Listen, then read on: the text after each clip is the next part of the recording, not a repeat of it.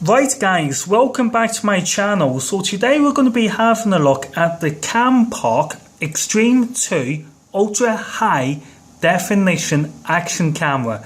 Now if you don't know, Ultra High Definition means 4K. High Definition means 1080p. Ultra High Definition again means 4K. So now that you know, so let's have a look at the hardware side of things with regards to the Campark Extreme 2. Now, as you can see, it comes with a remote control. Now, I have to say this, guys, I got caught out with this. I don't know if you know, but the Chinese like to do things opposite than us in the United Kingdom. For example, in China, they like to drive on the right-hand side of the road. We like to drive on the left-hand side of the road. So, with the remote control in the UK, we would expect the red button to be our video, and we'd expect the grey button to be our photos. Instead, the Chinese has made the red button for photos and the grey button for photos. Sorry, for videos. So it can be a little bit confusing. However, I've rectified my problem by simply unscrewing these, and I basically turned these buttons around in order to fix the problem. Anyway, moving on, let's have a look at the size of the battery. The battery of the Extreme 2 is ever so small, and you actually get two batteries, guys. So not only do you have this battery, but you also have another battery within the unit itself. Now this brings me on to my next point. If you don't have nails like me, have a look at my nails, then it's very tricky and very awkward to get into that battery compartment. So I need to use an instrument in order to gain access to that battery compartment.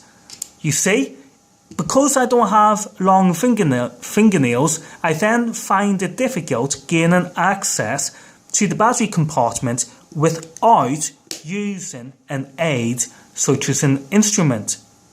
Now, moving on, if we have a look at the side, we have got a volume buttons.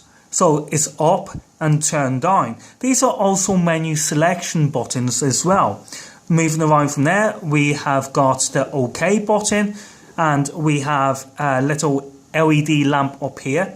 And then at the side, we have got a HDMI out port. Now, you don't get the cable with this. It's like most things, you have to buy the cable separate. Also, you don't get a power cable. Instead, you charge your battery in this action camera via this port here, which is of course your mini USB port. Now guys, listen to this. You hear that? You can tell that the camera is not exactly built to the specifications of the GoPro cameras, but nonetheless, if that's being protected in this waterproof case, then there's no reason why that's going to break. I think if you have a serious accident when it's out of the waterproof case, I think it may crack. Other than that, it's pretty good. Right guys, so when we press the power button and we switch it on, we will see that the LCD screen illuminates here. Not only that, but we also get a nice illuminated LCD screen. So what we're going to do now, guys, is I'm going to set up my setup, and we'll move on and show you around the actual system itself. Right guys, so I've set up my setup, so now it's time to show you around the setup of the action camera. So we've got the front button, which we know is the power button, and also the menu button. So if we press that, you will see that we go across to different sections of the action camera. So let me just finish off this section and we'll talk about more. So we're currently at 1080 P, and that's at 60 frames per second. If we press the forward menu button again, we go across to the photos. You see the way that it's at 16 million pixels on the photograph. Press the menu button again, and now we're in sports mode. Sports mode is currently set at 720p at 90 frames per second.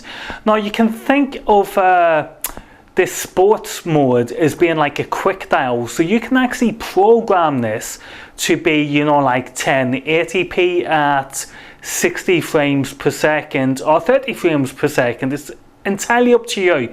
This mode can be totally customized to your choice. Now press the menu button again, and now because we've not recorded anything, you see that sad little face saying there's nothing there. That's because there's nothing to play. There's no videos or there's no photos. So press again, we're in the settings mode. So what we're going to do, which is going to come back here, we're going to press the OK button, and now we are starting to record some video. So the next time we go back into the video playback mode, we will have a video to play.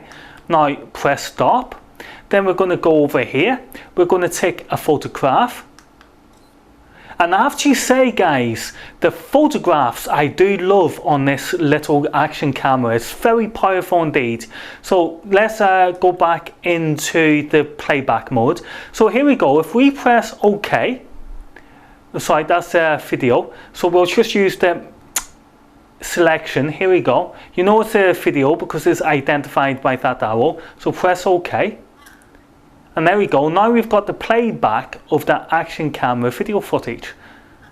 And as you can see, it is quite cool. So right guys, let's move on to the settings. So now we're in settings, we press OK. We can see we're currently in the video mode.